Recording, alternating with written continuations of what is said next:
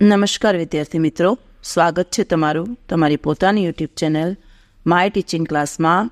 આજે આપણે ભણીશું ધોરણ 7 વિષય ગુજરાતી પૂરક વાચનમાં પ્રકરણ 2 ફાટેલી નોટ, જે એક હાસ્ય કથા છે અને તેના લેખક છે જગદીશ ત્રિવેદી.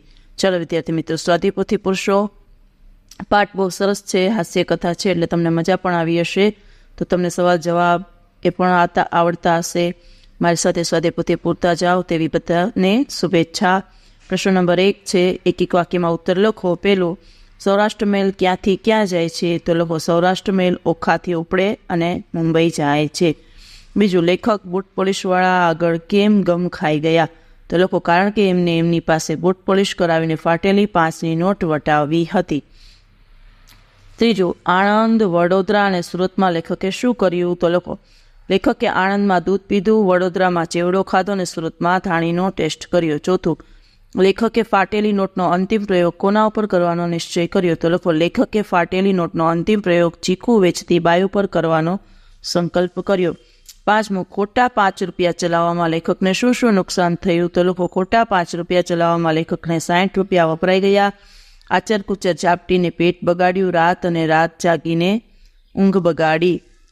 છઠ્ઠું, લેખકે રેલવે સ્ટેશનથી હોટલ સુધી ચાલતા જવાનું શા માટે નક્કી કર્યું?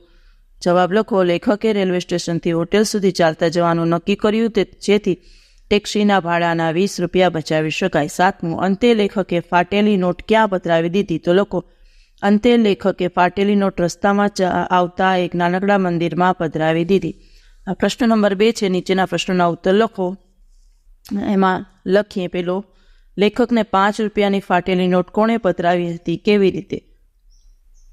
જવાબ લખો લેખકે રિક્ષામાં સ્ટેશન પહોંચ્યા ત્યારે ટ્રેન આવી ગઈ હતી. રિક્ષા ચાલકને લેખકે ઝડપથી 20ની નોટ આપી. 5 રૂપિયા આપવા પણ જણાવ્યું. લેખકની ઉતાવળ જોઈ રિક્ષા ચાલકે તકનો લાભ લીધો. 5 રૂપિયાની ફાટેલી નોટ તેને લેખકને પધરાવી દીધી. બીજું, ચશ્માધારી લારીવાળા વિશે 3-4 વાક્યો લખો. તો લખો એમાં ચશ્માધારી લારી વાળા વિશે 3-4 વાક્યમાં લખો, લેખક અમદાવાદ સ્ટેશન ઉપર એક ચશ્માધારી ભજીયાની લારીવાળો જોયો. એના ચશ્માના કાચ સોનાની બાટલીના કડિયા જેવા જાડા હતા. કાચની મધ્યમાં જોતા એની આંખો ઘણી નાની દેખાતી હતી.